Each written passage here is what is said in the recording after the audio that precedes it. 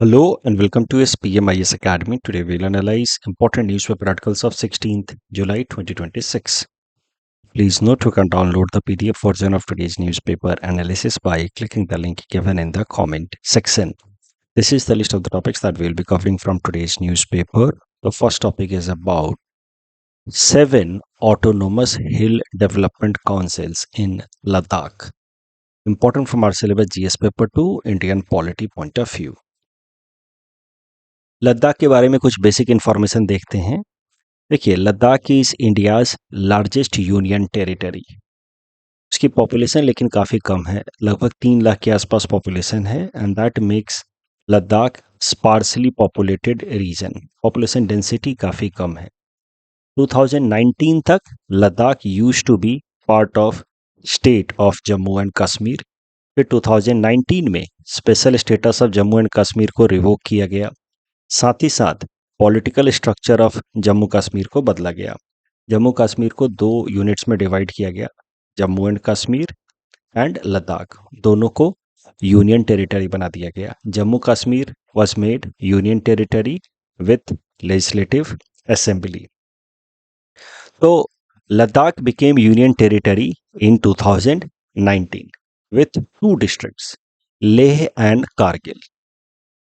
बाद में रिसेंटली तो 2019 में लद्दाख को बना दिया गया एक यूटी और उस वक्त उसके अंदर 2 डिस्ट्रिक्ट थे, Leh and Kargil district. Recently साल 2026 में अप्रैल महीने में 5 और नए डिस्ट्रिक्ट बनाए गए इन लद्दाख। तो बेसिकली रीस्ट्रक्चर किया गया बाउंड्री को लद्दाख के फॉर बेटर एडमिनिस्ट्रेशन और टोटल अब 7 डिस्ट्रिक्ट्स हो गए हैं लद्दाख के अंदर, कारगिल, द्रास, जास्कर, लेह, चांगथांग, शाम, नुब्रा। अब देखिए, section 3 of Ladakh autonomous hill development council act के हिसाब से every district should have 1 autonomous hill development council. तो एक कानून है लद्दाख के लिए, Ladakh autonomous hill development council act. इस कानून के सेक्शन 3 के हिसाब से सारे डिस्ट्रिक्ट के लिए अपना एक ऑटोनोमस हिल डेवलपमेंट काउंसिल होना चाहिए।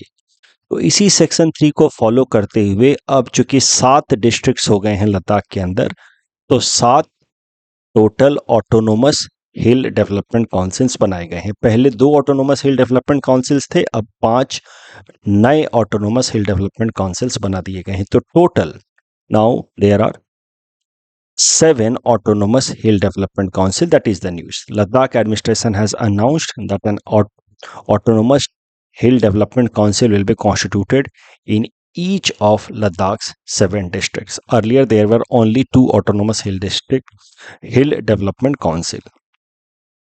अब थोड़ा सा ऑटोनोमस हिल डेवलपमेंट काउंसिल के बारे में थोड़ा और अच्छे से समझते हैं। देखिए, ऑटोनोमस डिस्ट्रिक्ट काउंसिल्स के बारे में तो आपको पता ही है, जो 6 शेड्यूल के अंतर्गत बनाए गए हैं इन 4 north eastern states, Assam, Meghalaya, Mizoram and Tripura. 6 schedule के अंतर्गत ये टोटल 10 ऑटोनोमस डिस्ट्रिक्ट काउंसिल्स बनाए गए हैं। असम के अंदर 3, Bodoland, Karbi Anglong and north Cachar hills district. Meghalaya में Garo, Khasi, Jaintia autonomous district council. Tripura के अंदर त्रिपुरा ऑटोनोमस डिस्ट्रिक्ट काउंसिल और मिजोरम के अंदर चकमा, लाई, मारा ऑटोनोमस डिस्ट्रिक्ट काउंसिल। तो ये 6th शेड्यूल के हिसाब से ऑटोनोमस डिस्ट्रिक्ट काउंसिल बनाए गए, मतलब इनका कॉन्स्टिट्यूशनल स्टेटस है। लेकिन कुछ ऑटोनोमस काउंसिल्स बनाए जाते हैं जिनको कुछ पावर डिवॉल्व किया जाता है, but not as per the 6th schedule of the constitution, but as per a statutory provision itself. कानून बना करके ही ऑटोनोमस डिस्ट्रिक्ट काउंसिल बनाए जाते हैं। जैसे असम के अंदर अगर हम बात करें तो 3 तो 6 शेड्यूल वाले ऑटोनोमस डिस्ट्रिक्ट काउंसिल हैं, Bodoland, Karbi Anglong and north Cachar hills. लेकिन उसके अलावा there are 6 autonomous councils created as per state law as well. Assam has 6 statutory कानूनी autonomous council established by state acts, specific state acts, in addition to the 3 constitutional councils governed under sixth schedule. तो लद्दाख के अंदर जो बनाया गया है वो असल में स्टैट्यूटरी बॉडी है, कॉन्स्टिट्यूशनल बॉडी नहीं है। As per Ladakh autonomous hill development council act 7 district councils have been created. 7 Ladakh Autonomous Hill Development Councils have been created. तो वही बात यहाँ लिखी हुई है कि autonomous district councils have constitutional status as per 6th schedule and they are in 4 states. Total 10 autonomous district council हैं असम, मेघालय, मिजोरम और त्रिपुरा के अंदर टोटल मिलाकर के 10 ऑटोनोमस डिस्ट्रिक्ट काउंसिल हैं। इन ऑटोनोमस डिस्ट्रिक्ट काउंसिल को बहुत सारे पावर डिवॉल्व किए जाते हैं। They have power to make laws on subjects like land, forest, village administration, customary practice. Of course, subject to government assent. उसके बाद जो 6th शेड्यूल के ऑटोनोमस डिस्ट्रिक्ट काउंसिल्स होते हैं उनके पास एग्जीक्यूटिव पावर्स भी होते हैं with respect to these matters and limited amount of judicial powers भी होते हैं। तो एक तरीके से full fledged third tier governance structure होता है in autonomous district councils created under 6th schedule. लेकिन स्टैट्यूटरी तरीके से जो काउंसिल्स बनाए जाते हैं, जैसे असम के अंदर ये 6 स्टैट्यूटरी काउंसिल्स हैं या लद्दाख के अंदर ये जो काउंसिल्स हैं, they do not enjoy constitutional status या फिर they do not have independent legislative power और जुडिशियल अथॉरिटी। उनके पास उतने पावर्स नहीं हैं। इनके काम जो है वो मेनली रिकमेंडेशन देना है for the welfare of the tribal community living in their jurisdiction. They are broadly comparable to statutory autonomous councils in states such as Manipur या असम। तो आई होप आप समझ रहे हैं कि लद्दाख के अंदर किस तरीके से अभी पॉलिटिकल रिस्ट्रक्चरिंग की गई है। 2 के बजाय अब 7 डिस्ट्रिक्ट्स होंगे और 7 डिस्ट्रिक्ट के अपने अपने स्टैट्यूटरी कानूनी ऑटोनोमस हिल डेवलपमेंट काउंसिल्स हैं, but they are not constitutional bodies. अभी जो करंट रीस्ट्रक्चरिंग की गई है असम के लद्दाख के पॉलिटिकल स्ट्रक्चर को, उसको लेकर के लद्दाख की कुछ लोकल बॉडीज ऑब्जेक्शन भी रेज कर रही हैं। किस ग्राउंड पे ऑब्जेक्शन रेज किया जा रहा है वो देखते हैं। लद्दाख की कुछ लोकल बॉडी सिविल सोसाइटी जैसे कि लेह एपेक्स बॉडी या Kargil democratic alliance, they have opposed this current move. उनका कहना है कि more autonomous hill development councils में dilute the demand for a stronger union territory level representative political structure under article 371। तो एक बार article 371 of the Indian constitution के बारे में देखते हैं and then we will come to this current context again and see कि on what ground this recent move is being criticised by few civil societies of Ladakh. Article 371 of the Indian Constitution provides some special provision for certain Indian states. जैसे कि Article 371 itself provides for state of Maharashtra and Gujarat that they can have a separate development board for backward regions. Article 371 is for Nagaland, which focuses on protection of Naga customary law, religious, social practices, land and resources. उसके लिए एक अलग से body बनाई जा सकती है। Similarly, there is Article 371B for Assam, which has provided for creation of committee of MLAs for tribal areas. तो असम के अंदर ऑटोनोमस डिस्ट्रिक्ट काउंसिल्स भी हैं 6 शेड्यूल के अंतर्गत। उसके अलावा कुछ स्टैट्यूटरी काउंसिल्स भी हैं जो असम के कानून से बने हैं, असम स्टेट के स्पेसिफिक कानून से बने। साथ ही साथ असम के लिए एक स्पेशल प्रोविजन बनाया गया आर्टिकल 371 ऑफ द कॉन्स्टिट्यूशन में, जिसमें committee of MLAs of tribal areas हैं जो ट्राइबल एरियाज के वेलफेयर के लिए टाइम टू टाइम रिकमेंडेशन देते हैं। इस तरीके से अलग अलग आर्टिकल हैं for separate states of India. Sikkim के लिए जैसे है आर्टिकल 371F। अब लद्दाख के लोग काफ़ी समय से डिमांड कर रहे हैं कि आर्टिकल 371 जैसा कुछ प्रोविज़न लद्दाख के लिए भी होना चाहिए, लद्दाख को भी कुछ स्पेशल प्रोटेक्शन मिलना चाहिए। So there should be a all Ladakh representative body which must get certain constitutional power at par with other states the way it has been provided to them under article 371। तो ये जो local bodies हैं इनका कहना है कि autonomous hill development councils अलग अलग डिस्ट्रिक्ट में बनाने से क्या होगा कि जो उनका काफ़ी लंबे समय से डिमांड चल रहा है कि आर्टिकल 371 के अंतर्गत उनको स्पेशल प्रोटेक्शन दिया जाए, वो डिमांड कहीं ना कहीं दब जाएगा। वैसे मुझे लगता नहीं कि इन दोनों बातों को मिलाना चाहिए, लेकिन फिर भी चूंकि न्यूज़ है तो हमें समझना है कि लद्दाख के अंदर अब 7 डिस्ट्रिक्ट्स हो गए हैं, सातों के अपनी ऑटोनोमस हिल डेवलपमेंट काउंसिल है, because that is statutory requirement. Ladakh के लोग काफ़ी समय से डिमांड कर रहे हैं कि लद्दाख के लिए 371 लाइक प्रोविज़न होना चाहिए। लद्दाख के लोग और भी कुछ डिमांड कर रहे हैं। जब से लद्दाख को एक यूनियन टेरिटरी बनाया गया है, तब से एक डिमांड चल रही है कि there should be statehood for Ladakh. Demand is also for inclusion of certain areas of Ladakh under 6th schedule. जैसे ये 10 ऑटोनोमस डिस्ट्रिक्ट काउंसिल हैं अक्रॉस 4 नॉर्थ ईस्टर्न स्टेट्स, वैसा ही autonomous district council under 6th schedule Ladakh के लिए बनाया जाना चाहिए। Constitutional safeguard for land and jobs, ताकि बाहरी लोग वहाँ पे लैंड अक्वायर ना कर पाए। Special public service commission for Ladakh. तो apart from demand of special protection under article 371, other demands are also going on, जैसे 6th शेड्यूल का प्रोटेक्शन, स्टेटहुड मिल जाए। तो बेसिकली असम के अंदर जो जो चीज़ें हैं, असम को कुछ एरियाज में 6th शेड्यूल का प्रोटेक्शन भी मिला हुआ है, स्टेटहुड तो है ही है, साथ ही साथ 371 आर्टिकल के अंतर्गत भी कुछ स्पेशल फीचर्स हैं। इस तरीके के डिमांड लद्दाख के लोग कर रहे हैं कि हमें वैसे सारे स्ट्रक्चर्स दिए जाएं। इस टॉपिक डिस्कशन के बेसिस पे ये 2 प्रीलिम्स प्रैक्टिस क्वेश्चन से हैं। You may attempt these questions and submit the answer in the comment section. यहाँ पे मैंने आपको मेंस प्रैक्टिस क्वेश्चन दिया है जीएस पेपर 2 इंडियन पॉलिटी से। ये स्टैटिक टॉपिक है बेसिकली, उससे रिलेटेड ये क्वेश्चन मैंने दिया है कि 5th शेड्यूल और 6th शेड्यूल दोनों ही ट्राइबल गवर्नेंस पे फोकस करते हैं, लेकिन दोनों का अप्रोच थोड़ा अलग है, मोटिव अलग है। जो 5th शेड्यूल वाले एरियाज हैं, 10 स्टेट्स के अंदर कुछ ट्राइबल एरियाज में ट्राइबल एडवाइजरी काउंसिल बनाई गई है, जिनका काम होता है रिकमेंडेशन देना to the governor in order to protect some customaries and traditional rights of the tribals. तो 5th शेड्यूल वाले एरियाज को उतना स्ट्रॉन्ग प्रोटेक्शन नहीं है in comparison with 6th schedule. 6th schedule वालों एरियाज में जो ट्राइबल ऑटोनोमस डिस्ट्रिक्ट काउंसिल्स बनाए जाते हैं, जबकि 5th शेड्यूल में ट्राइबल एडवाइजरी काउंसिल बनाए जाते हैं। ये सब आप बेसिक पॉलिटी में पढ़ चुके हैं, राइट? तो दोनों में अंतर क्या है, थोड़ा सा बैकग्राउंड भी आप बता सकते हैं कि 5th शेड्यूल में इतना, मतलब 6th शेड्यूल में इतना स्ट्रॉन्ग पावर देने की क्या जरूरत पड़ गई? क्योंकि the feeling of alienation, separation, उसको कर्ब करने के लिए पावर डिवोल्यूशन की ज़्यादा जरूरत थी 6th शेड्यूल के अंतर्गत। जबकि 5th शेड्यूल एरिया में एलियनेशन या सेपरेशन वाली टेंडेंसी का प्रॉब्लम नहीं है। 5th शेड्यूल वाले एरिया में मेनली बैकवर्डनेस का प्रॉब्लम है, उनको इंटीग्रेट करना from marginalisation, that was the core concern.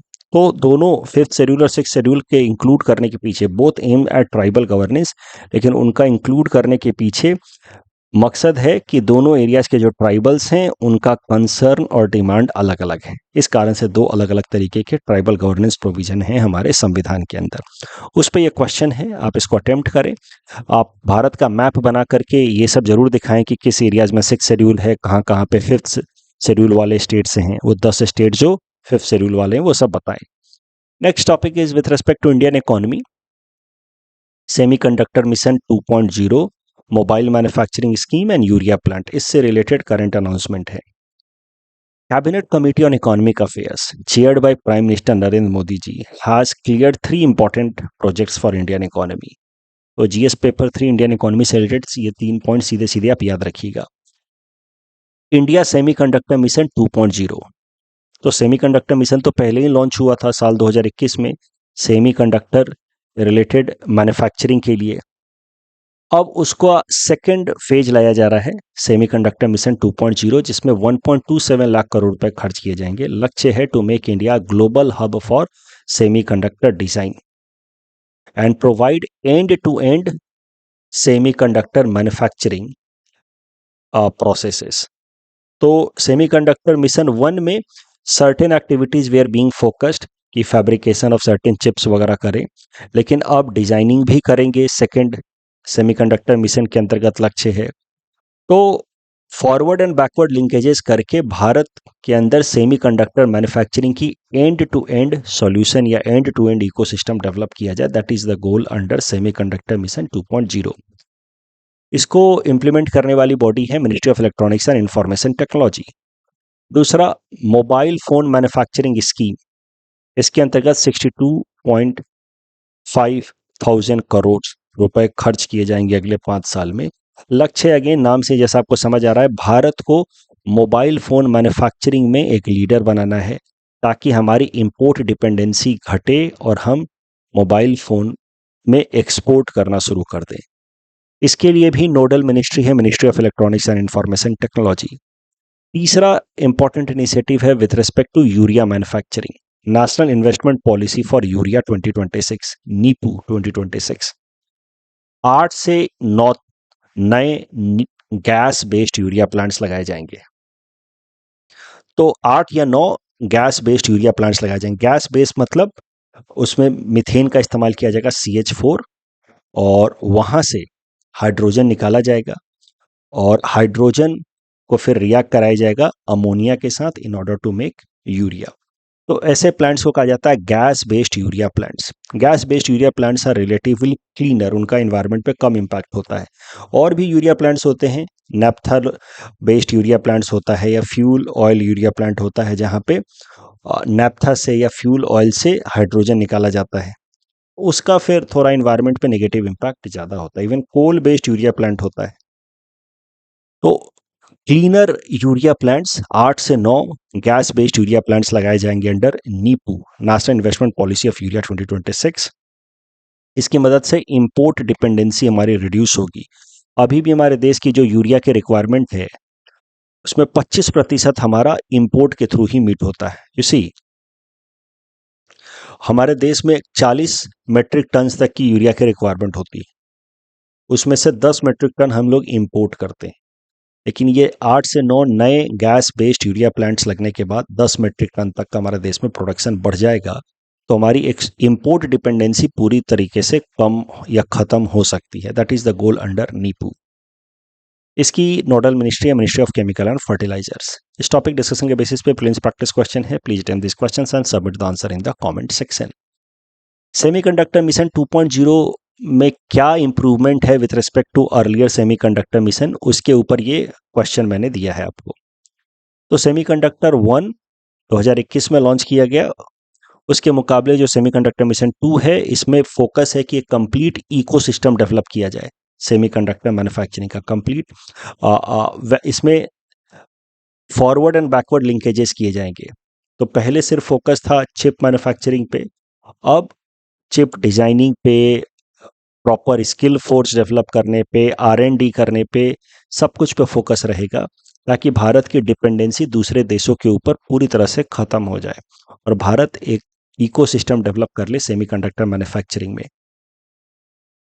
Next topic is about NABARD celebrating its 45th foundation day, important for हमारा syllabus GS paper 3 Indian economy point of view. NABARD stands for National Bank for Agriculture and Rural Development, works under ministry of finance. एक तरीके के developmental financial institution है, DFI है। देखिए, DFIs are created by government of India with the goal of ensuring availability of fund to certain sectors. जैसे अलग अलग areas में DFIs बनाए गए हैं भारत सरकार द्वारा, जिसको काम दिया गया है कि आप इस एरिया में फंड अवेलेबिलिटी को इंश्योर कराएं। जैसे NABARD एक DFI है।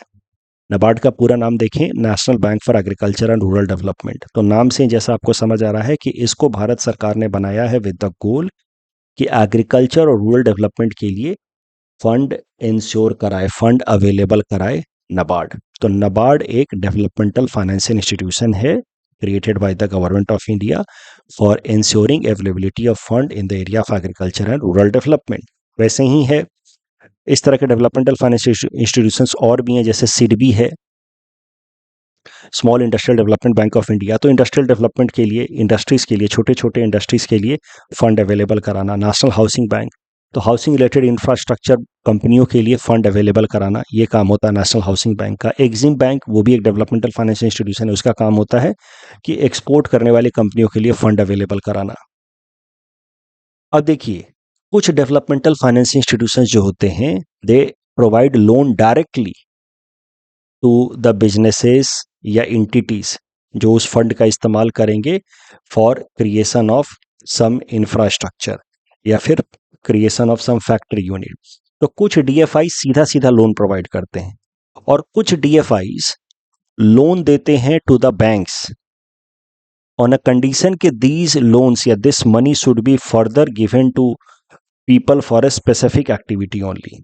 तो जो डीएफआई सीधा सीधा लोन नहीं देते, जो बैंक्स के थ्रू या अलग दूसरे फाइनेंशियल इंस्टीट्यूशंस के थ्रू फंड को अवेलेबल कराते हैं to specified set of people, वैसे डीएफआईज को कहा जाता है refinance agency. And NABARD is a refinance DFI.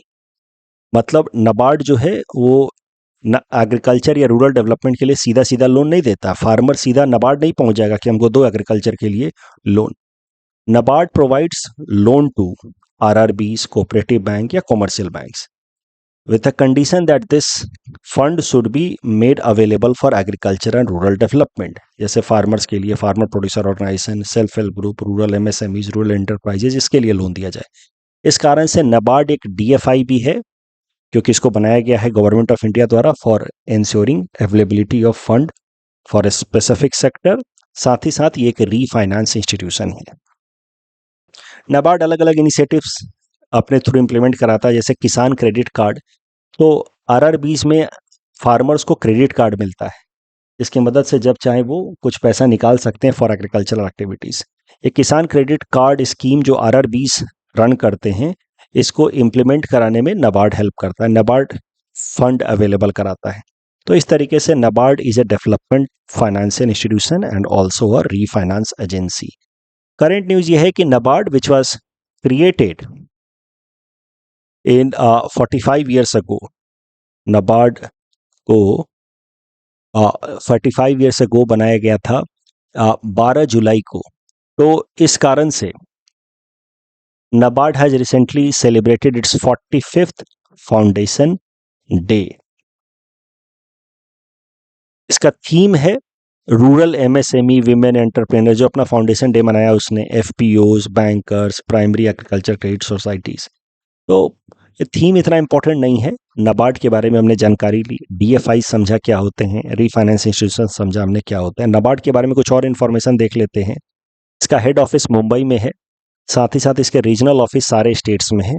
इसका एक स्पेशल सेल है at Srinagar, Jammu and Kashmir. It has been accredited as national implementing entity for adaptation fund under UNFCCC in India. ये prelims perspective से एक फैक्ट है जो ध्यान में रखना है। यूएनएफसीसीसी ने इसको इम्प्लीमेंटिंग एंटिटी की तरह आइडेंटिफाई किया है फॉर अडेप्टेशन फंड। मतलब इन्वायरमेंट, क्लाइमेट चेंज रिलेटेड जो भी अडेप्टेशन एक्टिविटीज होंगे, यूएनएफसीसीसी के अंतर्गत recognise adaptation activities in India, उसके लिए फंड अवेलेबिलिटी नबार्ड के थ्रू होगी। ये प्रीलिम्स पर्सपेक्टिव से फैक्ट है, प्रीलिम्स के टाइम में ध्यान रखिएगा, मैं फिर रिवाइज कराऊंगा। नबार्ड और भी क्या करता है, जो जीआई रिलेटेड ट्रेडिशनल प्रोडक्ट्स होते हैं उनकी ब्रांडिंग मार्केटिंग में भी थोड़ा हेल्प करता है नबार्ड। लेकिन सीधा सीधा वो जीआई टैग नहीं देता। जीआई टैग देने वाली बॉडी जो है वो जीआई रजिस्ट्री है in Chennai. But GI tag जिन प्रोडक्ट्स को, एग्रीकल्चरल प्रोडक्ट्स को या ट्रेडिशनल प्रोडक्ट्स को मिलता है, उनको प्रमोट करने में हेल्प करता है नबार्ड। इस टॉपिक डिस्कशन के बेसिस पे दो प्रीलिम्स प्रैक्टिस क्वेश्चंस हैं। Please attempt these questions and submit the answer in the comment section. Next topic is about NEDFi launches Saral portal, important from our syllabus GS paper 3 Indian economy point of view. देखिए, NEDFi north eastern development finance corporation limited, ये भी एक development financial institution है like NABARD. But ये नबार्ड से अलग कैसे है? NABARD was a refinance agency, यानी कि वो सीधा सीधा लोन नहीं देता था, but NEDFi provides direct financial assistance for projects and enterprises in north eastern region. तो ये नेडफी एक डेवलपमेंटल फाइनेंशियल इंस्टीट्यूशन है, बट रीफाइनेंस एजेंसी या रीफाइनेंस इंस्टीट्यूशन नहीं है। It was established in 1995। Headquarter इसका गुवाहाटी में है। इसकी एडमिनिस्ट्रेटिव मिनिस्ट्री है ministry of development of north east region. जैसा कि मैंने आपको बताया, it's objective is to promote industrial infrastructure entrepreneurial development in the northeast region, and it lends directly to industries, MSMEs या infrastructure projects in northeast। Current news ये है कि नेडफी ने एक पोर्टल लॉन्च किया है, Saral portal, in order to promote ease of doing business in north east. तो north eastern region के जो छोटे छोटे बिजनेसेस हैं वो इस पोर्टल पे लॉगिन करके भारत सरकार या स्टेट गवर्नमेंट्स के तमाम नियमों के बारे में जान सकते हैं, जिसके अंतर्गत उनको अपने बिजनेस को रजिस्टर करना है या लाइसेंस ऑब्टेन करना है।